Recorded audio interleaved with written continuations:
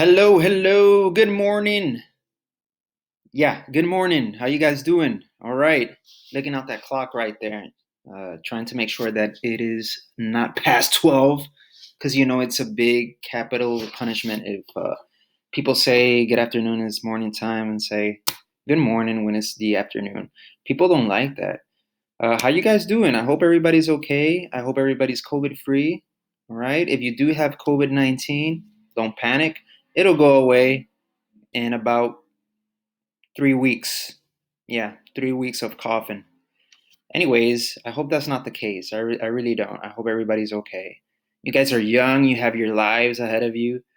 I'm old, I could get it and I could die and it's okay, right? But you guys can't die. That'll be very, very sad.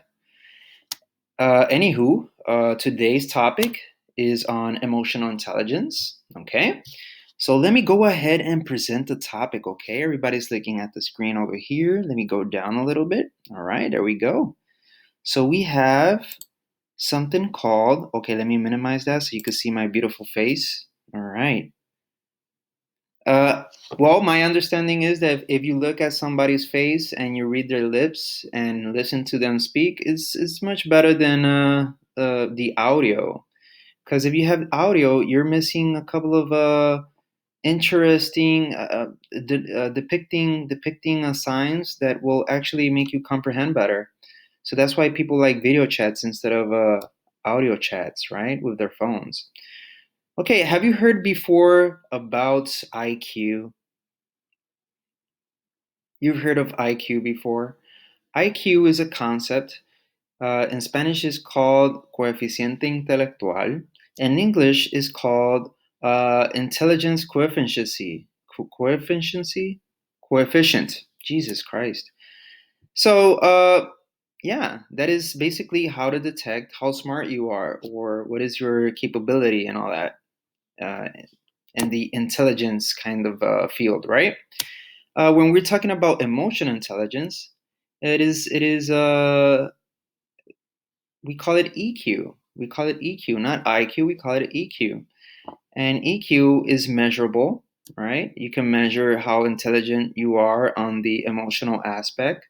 And there's a lot of terms that we need to learn for us to actually do a test on this topic. Okay, so we need to learn a couple of vocabulary words first before we tackle this big emotional intelligence topic. Okay, so you can have a better understanding. I'm going to show you the objective right here, and it says students will write a paragraph about a situation and how they could have used self-compassion to help themselves. Okay, yeah. So you're gonna write a paragraph about a situation and how you can use the self-compassion to help yourself, right? Okay. So let's get to it. We have here a quote from Eleanor Roosevelt, and it says, friendship with oneself is all important because without it, one cannot be friends with anyone else in the world. Okay, so let's take a few moments and think about that quote right there. What comes to mind when it says friendships with oneself, it is all important because without it, one cannot be friends with anyone else in the world. What does that mean? Think about it. Okay, so if you have not yet reached a conclusion on the quote, you could pause the video and I'll give you my perspective on that quote. So basically, if you're not friends with yourself first, you cannot be friends with other people. And why is that? Well, if you're not willing to spend time with yourself and actually enjoy the way you are, that means you won't enjoy anybody else. And retrospectively, everybody else is not going to enjoy nothing that you have to offer because you don't approve yourself. So why should they approve what you are? Why? There's no reason for that. So, if you're struggling to make friends, if you feel like you're not funny, if you feel like you're not enough to be accompanied by other people, that means that you don't like yourself very much. In turn, if you like yourself a lot, that means that you could actually have a very great prevalent friendships with anybody you choose. Okay, so that's why bitter people blame everything on other people, right? They kind of blame other people. They never look inwards and see if they are the problem. That's why that they say like, "Oh my God, that Susie is very bitter. She's so toxic." It's not that she's toxic. It's just she doesn't maybe enjoy life very much. She doesn't like herself, and maybe she is not displaying her best self because she is not liking herself at that particular moment, right? So yeah, friendships with oneself has to start before you make friendships with others. And that is self-compassion, right? When you understand that you are actually a way you are and you like the way you are and you like the way you are so much that when people don't accept you, you're okay with it because who needs them, right? You're okay with yourself. You don't have to work on anything. You're good. Okay. So let's scroll up a little bit. We're going to actually do a little drill, if you may call it that. Um, so this right here, we have a couple of words. We could see on the screen that we have stress tolerance and we have independence. Okay. So when you look at these words, I want you to think about what you are able to do, right? You are able to do what if you're a person that has a stress tolerance. Okay? So, what is stress? Well, this is stress. You see this right here? This is a comb, right? If I do this, that means that I'm applying stress to his natural position, right? So this is this natural position. This is how the comb is supposed to look like. It's supposed to look straight. But if I apply a little bit of pressure, it changes, right? So, am I able to tolerate the stress? Is the comb able to tolerate the stress? Yes.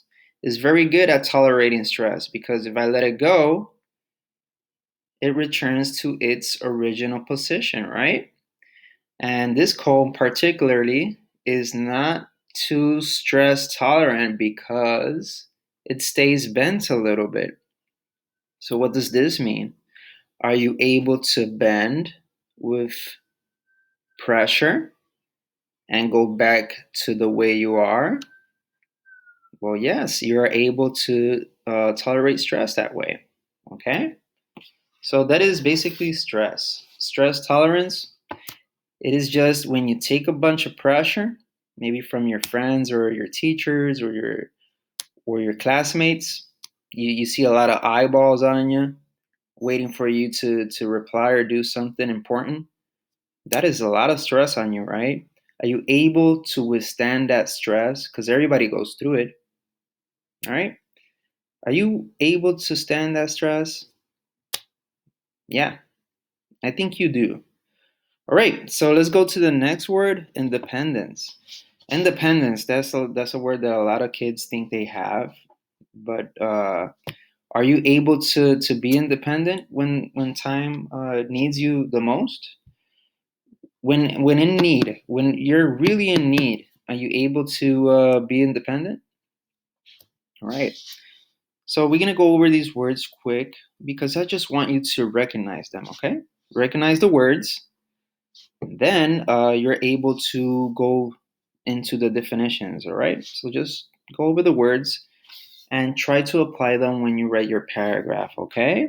Try to apply them when you write your paragraph. All right. Third word, empathy. We have empathy. What is empathy? In Spanish, it is empatía, right? So when you have empathy, it is when you actually feel something from somebody else. Okay? When you watch a movie and you see this character that has a father, the father is an absentee father. He's never there. He left that character alone for a while, maybe 10 years. He didn't see that guy, but then they reconnect after 15 years and they have this deep conversation about life and philosophy and all this. And then you see that character die, the father, and you could feel the pain from the main character towards his father. You could see that pain and you kind of feel it. It makes you cry a little bit. You get embarrassed because you're watching this movie with somebody else and you get a little bit embarrassed. That is empathy, man. That means that you're empathetic. All right. Self regard. Self regard is it's a word that we're going to dive into it with more details later on. But self regard is just knowing that you exist and you're acknowledging something that is going to help you later on in life. So I'm self-regarding myself as part of this group. Okay, the self-regard. All right, let's go to the next word. We have optimism, we have impulse control, and we have problem solving. Okay, is there people that are optimist that you know of? I haven't seen people in quite a while that are optimistic, but that's just nature, right? People are awfully not optimistic about life, and there's a lot of reasons for that. But you're not like that. We should always aim for becoming an optimist, right? Trying to see everything in a try to see everything in a positive way. Even the bad things when they happen, you kind of find out exactly what can you take away from the bad experience. Maybe you'll learn not to repeat the same actions. You know, that's becoming an optimist. You see something good in everything. Okay, so if somebody gives you a glass of milk and they gave you it until the half of the cup, you're gonna say, "Hey, do I have half of milk? Do I have a half a cup of milk, or I have Jesus Christ? I feel like George Bush. You remember George Bush, the president? Yeah, that's what's going on with me right now. Anyways, do you see the cup half full or do you see it half empty? That's it. Okay, let's talk about impulse control. Impulse is let me give you a bad example of having bad impulses. My dog was using the bathroom outside. It was raining today. Today's a rainy day. And when he got in the door, I have carpet flooring. He just ran inside. His first impulse was to scrape his body all over the carpet, and that means that dog does not have a good impulse, right? He doesn't know how to control it. In turn, if you had a impulse control, you wouldn't do that. You will wait and get dry yourself, right? You dry yourself with a towel, not with the carpet flooring. So that's what happened with my dog. He doesn't have impulse control. But yeah, that's maybe an example of impulse control right there. All right, problem solving. Everybody knows what's problem solving. You have a problem. Are you able to solve it? So, what does a person with problem solving skills do if they're faced with one problem? Okay, ask yourself that. Let me go a little bit down. We have social responsibility, we have assertiveness, and we have flexibility. Okay, social responsibility. What is that? Social responsibility. I'm pretty sure you guys already understand. Assertiveness. What is assertiveness? Okay, assertiveness could be taken two ways. It could be taken nicely and opportunistic, like, hey, I am so glad you're assertive because if you weren't, this team wouldn't be where they're at right now. So that's good call for being assertive. But people could take assertiveness in a bad way too. Like, hey, you're being a little bit too aggressive. You're not thinking about what you're saying. You're not thinking about what you're doing. So to become assertive is to be able to speak out when you need to, right? Not holding your words. And when you're assertive, you kind of feel secure on what you're saying. So when somebody says something, uh, people could describe it as assertive, like, hey, that person was very assertive on his answer right there. So let's give him a try. Let's give him a break because he was very assertive on his answers. So that is an example of assertiveness, right? Flexibility. Flexibility. Okay. Hey, same example with the comb. Yeah, I have two different combs right here. Since I don't have a barber, kind of have a bunch of combs around the house so I could brush the old locks. And yeah, so if you're flexible, you're able to withstand that pressure. Okay, you could do this, you could do that. You have a bunch of angles to deal with whatever problem you have. Okay, so we're almost done. We have four more words. 5. We have interpersonal relationships. Okay, we're going to talk about that. Emotional self awareness. All right. Happiness. Reality testing. Self actualization. All right. Those are the last words that we are going to discuss. We're going to discuss them next week. Okay. But I just want you to identify these words. I want you to read them. And I want you to think about them because they're part of the vocabulary of emotional intelligence, okay? So all these words are corresponding to a emotional intelligent person. So ask yourself this, are you emotional intelligent? Ask yourself that question, okay? All right, transition time.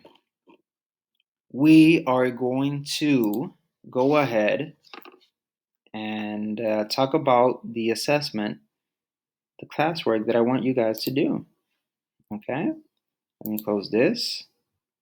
This is not it. This is not it. This is not it. Well, this is the quiz I'm going to give you guys on the vocabulary words. And where is what I had? Oh, here it is. Okay. No, that's not it. This is not it. This is not it. This is not it. Let me minimize this. Minimize this. I think I had it. Where is it? Where is that guy?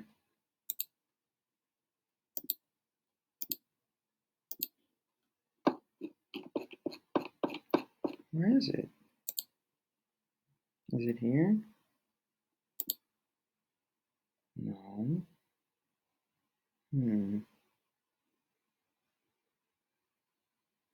I lost it.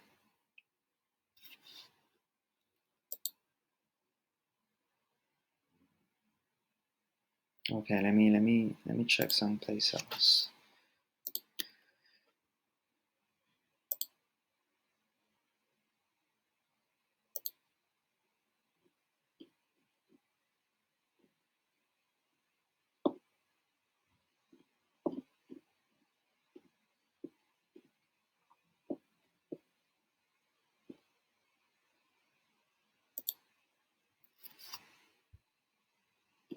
Okay, here we go.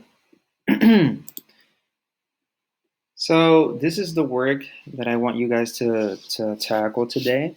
It says here, think about a time when you made a mistake and felt badly about yourself. Okay? Let me read that again. Think about a time when you made a mistake or felt badly about yourself. All right? Now, when you listen to this sentence, you immediately think about the class that I taught you last week about self-compassion, right?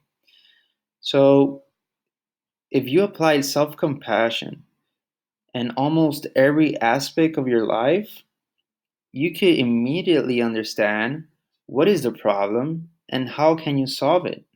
Okay? So having self-compassion is kind of like a superpower that not everybody knows about. Okay?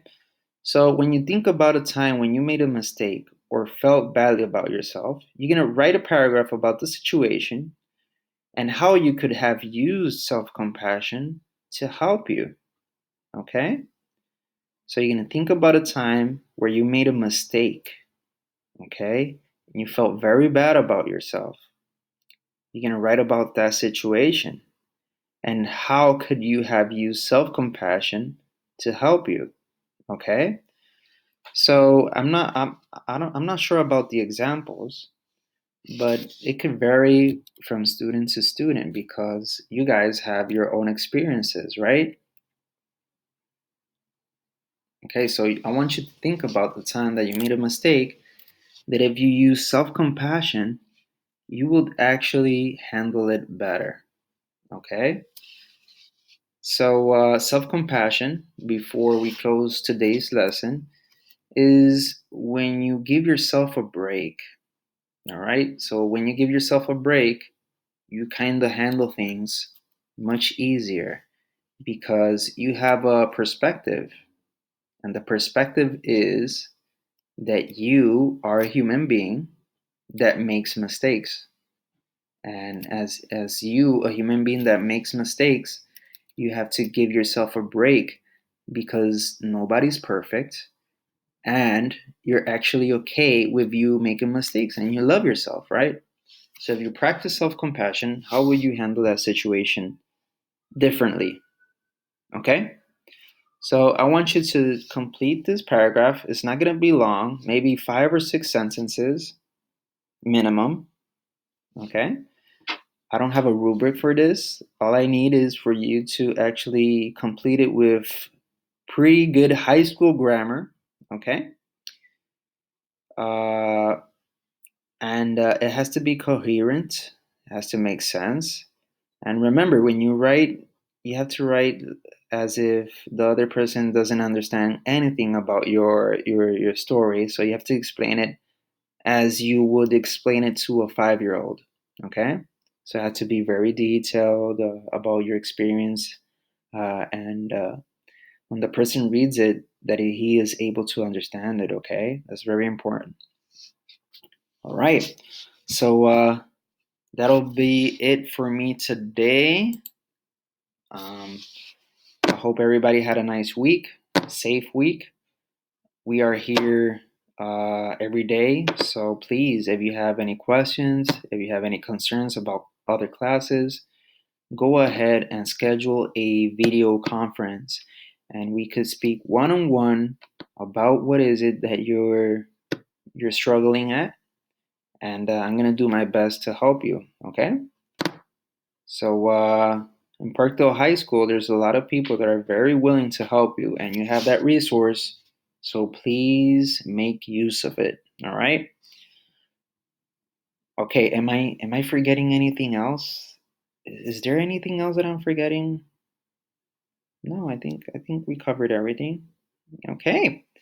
So I hope everybody has a great Friday, a great weekend. Once you finish the work, please send it to my email and take a chance to look for definitions on the words.